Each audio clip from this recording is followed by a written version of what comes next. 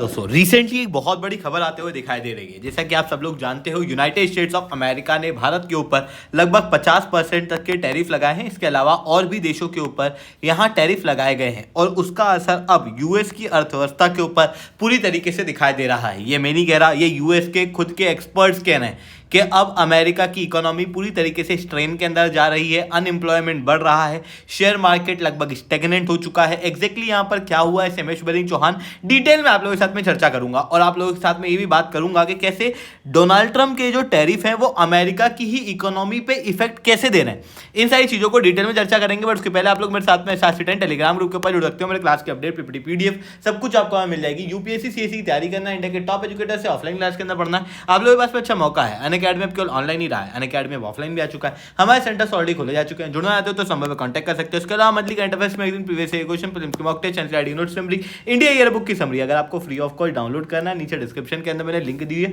वहां से आप लोग डाउनलोड कर सकते हो। चलिए दोस्तों समझने का प्रयास करते हैं पे क्या हुआ है। देखो, यूएस प्रेसिडेंट डोनाल्ड ट्रंप ने भारत के ऊपर लगभग 50% तक के टैरिफ लगाए। शुरुआती टैरिफ 25% थे और फिर 25% एक्स्ट्रा टैरिफ लगाए गए क्योंकि रशिया के साथ में ऑयल ट्रेड भारत करता है, इसलिए। तो ओवरऑल रूप से लगभग 50% के टैरिफ भारत के ऊपर लगे हैं, जिसकी वजह से जितने भी देशों के ऊपर अभी टैरिफ लगाए गए हैं उनमें से one of the highest Bharat के ऊपर टैरिफ लगे हैं।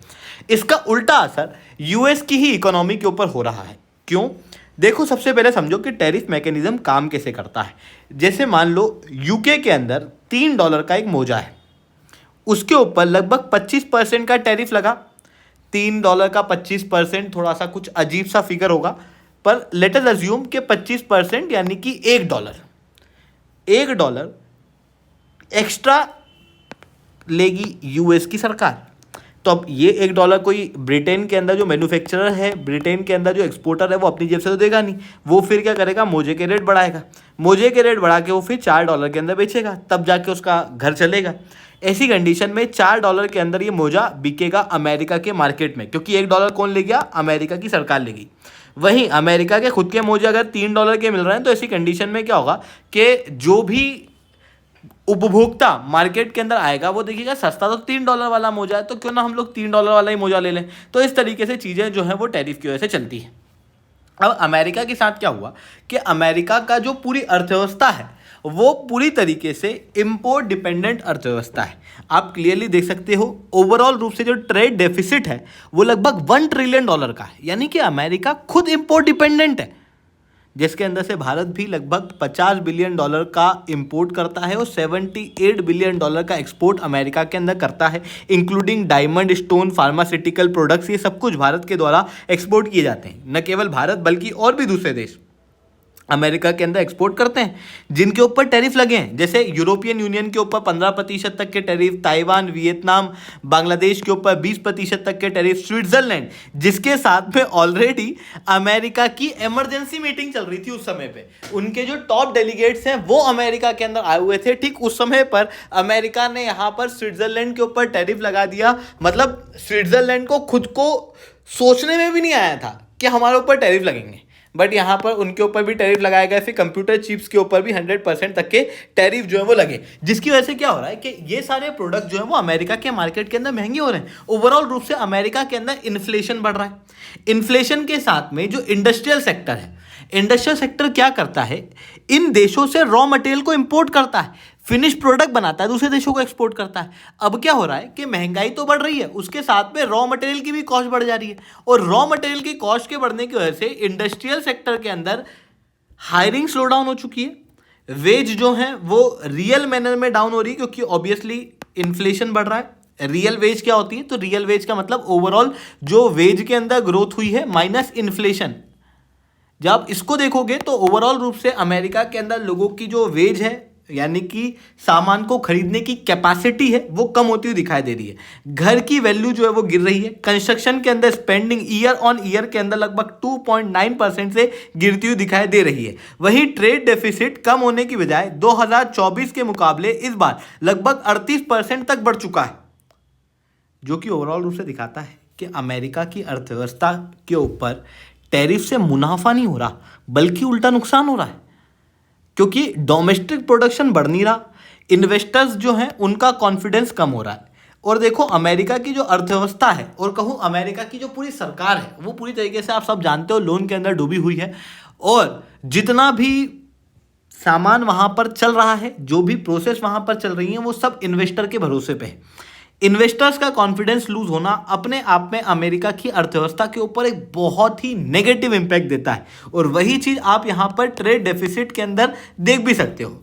जॉन सिल्विया ये खुद कहते हैं a less productive economy require fever workers, मतलब हमारी अर्थव्यवस्था की प्रोडक्टिविटी घट रही है, इसी कारण से हम एम्प्लॉयमेंट नहीं दे सकते। यानी कि डोनाल्ड ट्रंप जो कह रहे थे कि अब हम खुद के लिए एम्प्लॉयमेंट क्रिएट करेंगे, वो खुद के लिए एम्प्लॉयमेंट क्रिएट नहीं कर पा रहे हैं।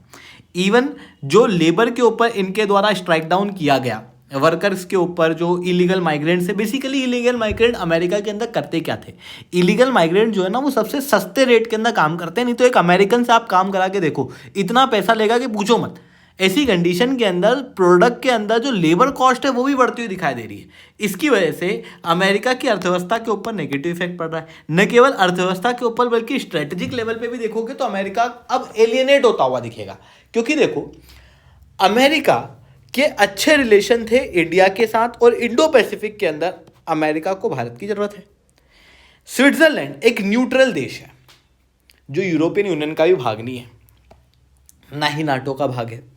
ये अमेरिका के साथ डील करने को तैयार था, सारी बातचीत चल रही थी। इमरजेंसी डेलीगेट हाई लेवल के अमेरिका के अंदर आए हुए थे, उनके ऊपर टैरिफ लगा दिया। ऐसी कंडीशन में स्विट्जरलैंड का भी कॉन्फिडेंस कम हो रहा है। इवन जो दूसरे अलाइड सेक्टर्स हैं जैसे यूरोपियन यूनियन, जापान, जो देश अमेरिका के साथ खड़े हुए थे चाइना के खिलाफ, अब वो देश अमेरिका को एक अनप्रेडिक्टेबल नेशन के रूप में देख रहे हैं। जब ये देश अनप्रेडिक्टेबल नेशन के रूप में देख रहे हैं तो आप इन्वेस्टर्स को सोचो। इन्वेस्टर के लिए कुछ चीज़ क्लियर ही नहीं हो पा रही अमेरिका में। आज लग रहा है टैरिफ लगेगा, कल आते हैं डोनाल्ड ट्रंप कहते हैं कि नहीं टैरिफ नहीं लगाऊंगा, परसों आके कहते हैं कि भाई टैरिफ लगाऊंगा पर इस तारीख से लगाऊंगा, फिर उसी तारीख को वापस क्लोज ले आते हैं, बोलते 27 से नहीं लगाऊंगा 18 से लगाऊंगा। इस तरीके की चीज़ें जिसके कारण से अनप्रेडिक्टेबिलिटी इकोनॉमिक पॉलिसी के अंदर देखने को मिल रही है। और किसी भी अनप्रेडिक्टेबल देश के अंदर कोई भी इन्वेस्टर जो है वो निवेश नहीं करना चाहता। और यही चीज़ आपको यहाँ पर देखने को मिलेगी। जो अमेरिका के एक्सपर्ट्स हैं उनके अनुसार जो टैरिफ है वो क्लियरली इकोनॉमिक ग्रोथ के ऊपर बुरा असर डालेंगे, ग्लोबली भी और अमेरिका के अंदर डोमेस्टिकली भी। ग्लोबल परसेप्शन की बात करूं तो अब जो देश हैं दूसरे वो अमेरिका को इकोनॉमिक पावर से ज़्यादा जियोपॉलिटिकल कोअर्जन करने वाले देश के रूप में देख रहे हैं। इन्वेस्टर्स का कॉन्फिडेंस कम हो रहा है। वहीं जब डोनाल्ड ट्रंप से पूछा जा रहा है कि इसका क्या असर पड़ रहा है तो डोनाल्ड ट्रंप कह रहे हैं कि हमको तो बहुत फ़ायदा हो रहा है, हमारे पास तो बहुत टैरिफ के मामले में रेवेन्यू क्रिएट हो रहा है, पर एग्जैक्टली वो रेवेन्यू कितना है और कैसे क्रिएट हुआ है इस बारे में उन्होंने कोई भी डिटेल नहीं दी। और आप सब जानते हो किस तरीके से डोनाल्ड ट्रंप जो है वो पब्लिकली झूठ बोल के जाते हैं। इवन ब्रेड जेंसन कहते हैं कि tariff act like sand in the gear, the slow down is slow but inevitable. यानी कि अमेरिका के अंदर स्लो डाउन धीरे धीरे आ रहा है पर इनएविटेबल है, वो आएगा ही सही टैरिफ के कारण। इवन रशल वेस्ट कहते हैं कि Americans are already paying the price of uncertainty, क्योंकि अमेरिका के अंदर रॉ मटेरियल की कॉस्ट बढ़ रही है, प्रोडक्ट की कॉस्ट बढ़ रही है, इवन जो असेंशियल बेसिक एमिनिटीज़ हैं उनकी कॉस्ट भी बढ़ेंगी। जैसे भारत जो है वो भारी मात्रा में फार्मास्यूटिकल प्रोडक्ट को एक्सपोर्ट करता है अमेरिका के अंदर। अब अमेरिका कोई रातों रात तो इन जेनरिक मेडिसिन को बनाना शुरू कर नहीं देगा, उसको इम्पोर्ट तो भारत से ही करना पड़ेगा। पर 50% टैरिफ लगना मतलब 1.5 गुना रेट के अंदर दवाइयाँ जो है वो जेनरिक मेडिसिन मिलेगी। अब आप सोचो जेनरिक मेडिसिन जो गरीबों के लिए काम आती है अमेरिका के अंदर, वो जेनरिक मेडिसिन अगर 1.5 गुना महंगी हो जाए तो गरीबों का क्या होगा? तो वही चीज़ जो है वो यहाँ पर देखने को मिलेगी। तो इस तरीके से चीज़ें जो है वो अमेरिका के अंदर होती हुई दिखाई दे रही है। हालांकि ऐसा नहीं है कि केवल अमेरिका के ऊपर ही असर पड़ रहा है, इन टैरिफ का असर भारत के ऊपर भी पड़ेगा। खास रूप से textile, pharmaceutical, leather goods, engineering, auto parts और आईटी सर्विस के ऊपर डायरेक्ट और इनडायरेक्ट रूप से असर पड़ने वाला है। हालांकि भारत सरकार यहाँ पर क्या कर रही है, तो भारत सरकार ने सबसे पहले तो ये कहा कि भाई ये इस तरीके के टैरिफ जो है वो ठीक नहीं है।